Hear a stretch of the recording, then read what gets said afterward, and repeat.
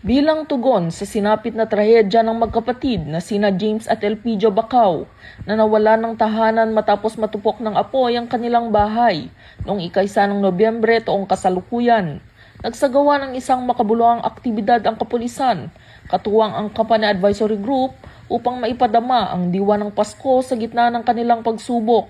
Sa pangunguna ng kapulisan, sinurpresa ang magkapatid sa pamamagitan ng pamahagi ng pang Noche Buena upang magkaroon sila ng handa ngayong Pasko sa kabila ng hirap na kanilang pinagdaanan.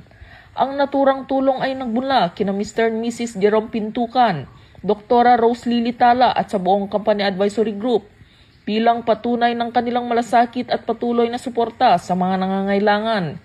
Kasama rin sa pag-abot ng tulong sina Ma'am Grace Mingling at Mrs. Marites Tasipit, katuwang ang kapulisan sa paghatid ng biyaya sa magkapatid. Lubos naman ang pasasalamat ni na James at Elpidio sa natanggap na tulong na nagsilbing pag-asa at lakas ng loob upang muling makabangon mula sa sinapit na trahedya.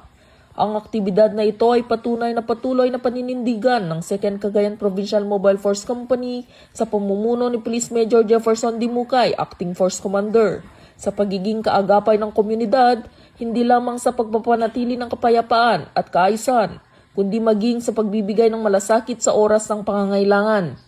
Dito sa Police Regional Office 2, ako ang inyong Police News Network Correspondent, Patrolwoman Ledesma, alagad ng batas, taga-taguyod ng Balitang Pulis.